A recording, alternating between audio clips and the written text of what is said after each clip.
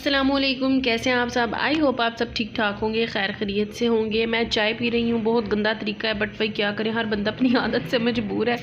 तो आज जो है ना अल्हम्दुलिल्लाह शुक्र अल्लाह का, आज कुछ धूप निकल आई है और उम्मीद है, चांसेस ऐसे ही लग रहे हैं कि मौसम जो है ना कुछ अच्छा है। और इधर आओ इरहा, कम हेयर, मेरी बात सुनो। चलो ठीक है, ठीक। अब वॉशरूम जा रही हूँ, चलो ठीक है। आप ये इरहा को गौर से देख लें और थोड़ी देर तक इरहा के जो है ना हम सर का सफाया कराने लगे हैं आज। हाँ जी बिल्कुल, आज जो है ना हम बच्चों की कटिंग करवाने लगे हैं और फाइनली तकरीबन 10-15 दिन के बाद जो है ना मेरे बच्चे नहाएंगे। तो मैंने सारे काम क्लियर कर लिए हैं, नाश्ता वगैरह सारा इन लोगों ने कर लिया हुआ है। टेबल अभी थोड़ा सा मैस है, मैंने कहा चलो मैं ना पहले चाय पी लूँ, चाय इंजॉय कर लूँ, गर्म थी।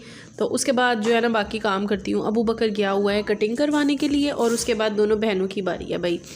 तो तकरीबन 10 दिन से ज़्यादा हो गया था, 10-15 दिन के बच्चे नहाए नहीं थे ना, तो इनकी कटिंग करवाना बहुत ज़रूरी था। बस फिर आज जो है ना यही मेन काम है। कपड़े भी कुछ वॉश करने थे, लेकिन जी ये देखें माशाल्लाह से, मैंने कहा आपको भी दिखाते हैं। धूप ने आज काफ़ी दिनों के बाद, तकरीबन कोई 10-15 दिन के बाद ना धूप ने अपनी शक्ल दिखाई है और आवाम जो है ना कोने कुदरों से निकल आई है। बाहर भी काफ़ी चहल पहल थी, काफ़ी रौनक थी। सो मैंने बच्चों के ना कपड़े निकाल ली हैं। ये हैं अनुषे के, देखें कितने कितने कपड़े एक टाइम में बच्चों को पहनने पड़ते हैं।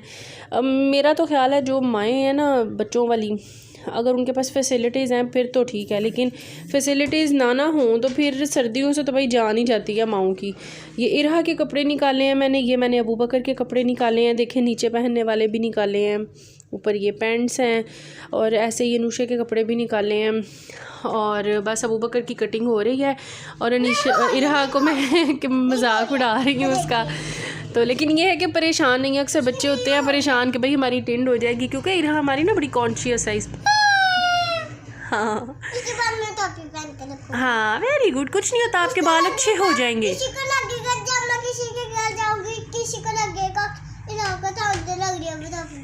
हाँ बिल्कुल, तो इसको मैंने समझाया है, ये बड़ी कॉन्शियस है इस मामले में। इसको बड़ा होता है कि हालांकि अनुषे भी बेटी है, लेकिन उसका रुझान इस तरफ इतना नहीं है। बच्चों का शुरू से ही, स्टार्टिंग से ही पता लग जाता है, तो उसका इतना रुझान नहीं। लेकिन इरहा का इस तरफ है रुझान, इसको थोड़ा बहुत मतलब अपने बालों को मेनटेन करना, मेरा कोई हेयर स्टाइल होना चाहिए और छोटी मोटी ज्वेलरी और मेकअप का इसको थोड़ा बहुत शौक़ है, लेकिन अनुषे को नहीं है।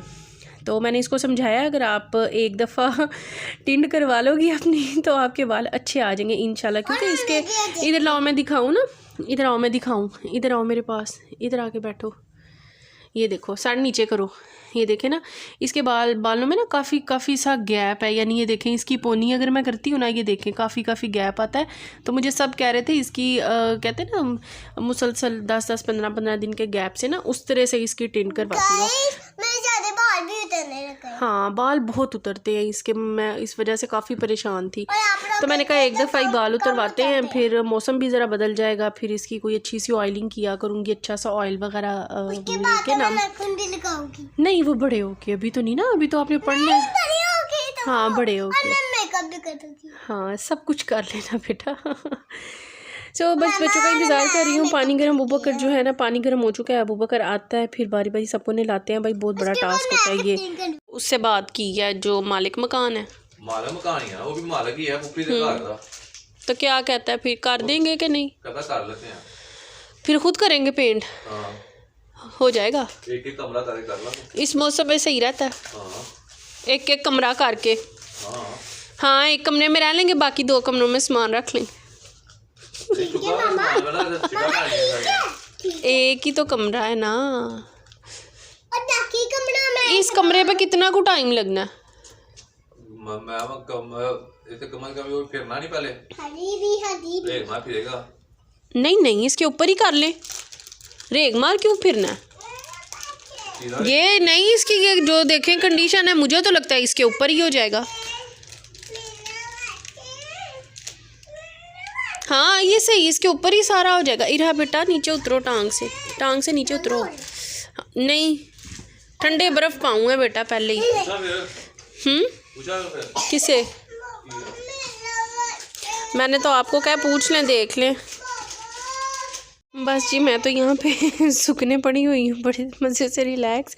काफ़ी देर हो गई है, बस उसकी कटिंग ही नहीं जल्दी हो रही क्योंकि ज़ाहिर सीज़न है शादियों का भी, तो उसके पास जो है ना काफ़ी ज़्यादा रश था, तो जिसकी वजह से ना बस लेट हो गया अबू बकर। तो मैं बस सूखने पड़ी हुई हूँ यहाँ पे। ठंड इतनी लग रही है, मैंने सॉक्सेस वगैरह उतारी थी इसीलिए कि मैंने बच्चों को ज़रा ठीक से नहलाना था।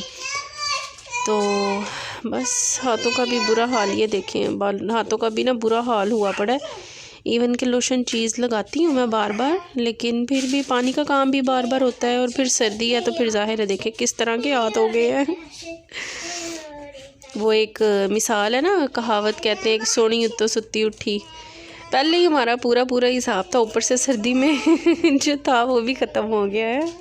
बस कहते हैं ना कि इंसान जहाँ पर रहता हो ना उसको साफ़ सुथरा ही रखना चाहिए। तो बस ये बच्चों ने ना हमारी दीवारें बहुत ख़राब कर दी हैं और हम काफ़ी टाइम से सोच रहे थे कि हम इनको जो है ना ठीक करवा लें, लेकिन क्योंकि अभी छोटे थे इतनी समझ नहीं थी बच्चों को, तो मैंने कही है ना फिर ख़राब कर देंगे, दीवारों पे लिखेंगे।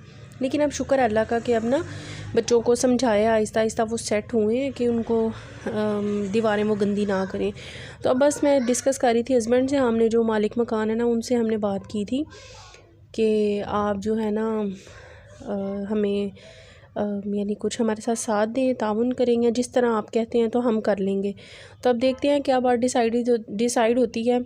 और अगर ये मौसम सूटेबल रहा, मुझे तो क्योंकि खैर इतना पता नहीं है, तो फिर अगर इस मौसम में सूटेबल रहा तो कुछ दिनों में ना हम लोग अपना जो है ना कमरे को ठीक कर लेंगे। क्योंकि ना देखिए बहुत ही बुरा लगता है, बहुत बैड इम्प्रेशन पड़ता है। है तो बच्चों की गलती। ये जहाँ से आपको थोड़ी बहुत साफ़ ये देखें ऐसे नज़र आ रही है ना, ये मैं ख़ुद से साफ़ करने की कोशिश करती हूँ।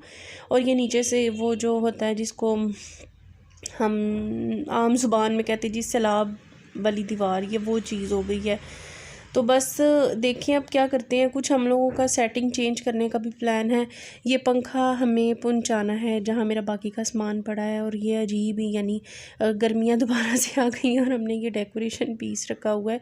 तो बस छोटे छोटे काम ऐसे होते हैं जो आपको अच्छे नहीं लगते हो, लेकिन आप ना मजबूर हो जाते हो, यानी मजबूरी का टाइम आपको फिर वो करने पड़ते हैं। मुझे नहीं पसंद कमरे में ऐसे एक्स्ट्रा चीज़ें, ये सब कुछ ना प्रॉपर। अब तो जब से समझे बच्चे हैं ना, तो अब सेटिंग का तो इतना टाइम ही नहीं मिलता, लेकिन अब हम कोशिश कर रहे हैं कि थोड़ा बहुत ना सेटमेंट करें ख़ुद को।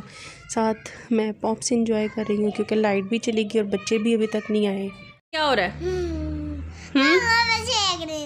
किस वजह से? आपने अपनी चीज़ खाई नहीं? बहुत बुरी बात है। लालच क्या होता है?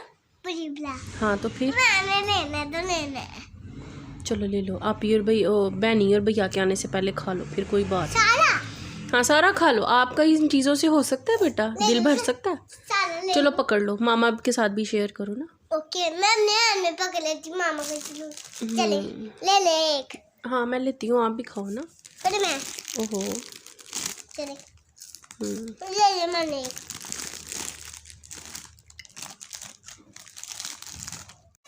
नूशी इधर दिखाओ, नूशी इधर दिखाओ।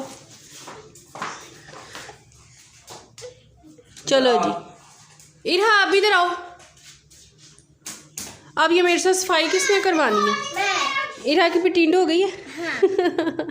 और भैया भी अपना हेयर स्टाइल दिखाया जी, कैसे का बनाया अबू बकर ने। बाल सही करो। आपने ऊपर क्यों उतार दिया?